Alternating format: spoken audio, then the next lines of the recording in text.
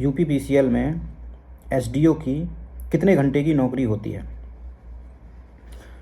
तो देखो, जब आपको किसी सब डिवीज़न का चार्ज होता है तो आप उस सब डिवीज़न में मल्टीपल बिजली घर हैं जो कि 33/11 केवी के सब स्टेशन होते हैं, जहाँ पे 33 केवी का वोल्टेज आता है और आप 11 केवी का वोल्टेज आगे फॉरवर्ड करते हैं। तो जब मल्टीपल सब स्टेशन होते हैं तो आपके पास कंज्यूमर्स 10,000 भी हो सकते हैं, 20,000 भी हो सकते हैं। तो मेनली आपका जो काम होता है, मेनली 2 काम होते हैं। पहला काम, जितने भी कंज्यूमर आपके कार्य क्षेत्र में हैं, आपके सब डिवीज़न में हैं, उन कंज्यूमर को निर्बाध विद्युत आपूर्ति कराना, पहला काम। दूसरा काम, उस निर्बाध विद्युत आपूर्ति के सापेक्ष रेवेन्यू कलेक्ट करना। ठीक है, अब ये 2 काम। अच्छा, तीसरा काम भी है, आप चाहते हो कि ज़्यादा से ज़्यादा रेवेन्यू आए, तो ज़्यादा से ज़्यादा कंज्यूमर हों, ऑब्वियस सी बात है। तो नए सर्विस कनेक्शन भी देना होता है, नए कंज्यूमर को ऐड करना बेसिकली।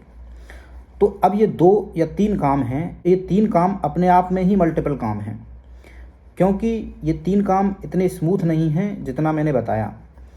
ऐसा नहीं है कि आपने 33/11 केवी के सबस्टेशन से 11 केवी की सप्लाई दे दी, वो ऑटोमेटिक ट्रांसफार्मर के पास चली गई, ट्रांसफार्मर से फिर वो जो है एलटी में कन्वर्ट होके कंज्यूमर के मीटर तक चली गई और मीटर से कंज्यूमर इसका यूज कर रहा है सप्लाई का। इसमें भी बहुत सारी बाधाएं हैं।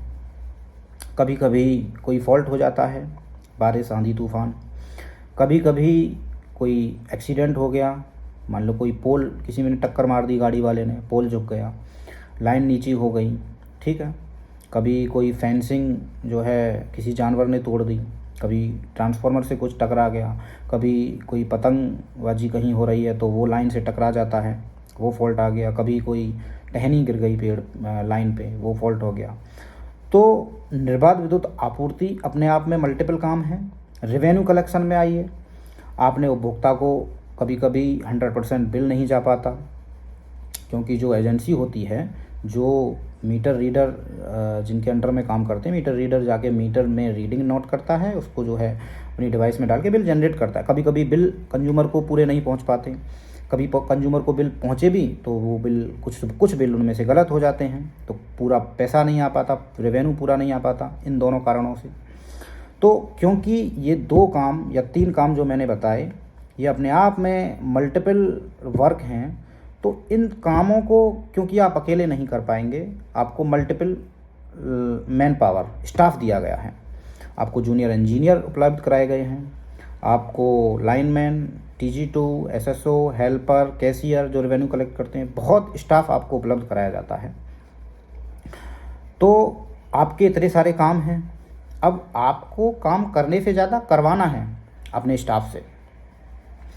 तो एज सच हमारे विभाग में कोई टाइम फिक्स नहीं है कि इतने घंटे से इतने घंटे की जॉब है।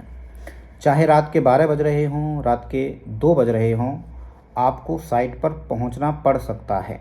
हमेशा ज़रूरी नहीं है, कभी कभी ज़रूरी भी पड़ेगा तो आपको जाना पड़ेगा। तो एज सच कोई फिक्स टाइमिंग नहीं है कि इतने घंटे काम करना है। कभी भी आपका स्टाफ काम नहीं कर रहा है तो वो आपको करना है, उसके अगेंस्ट एक्शन लेना है, वो अलग बात है, लेकिन कोई टाइमिंग फिक्स नहीं है। आई होप आपको ये समझ में आया होगा कि हमारे विभाग में कितने घंटे की जॉब होती है।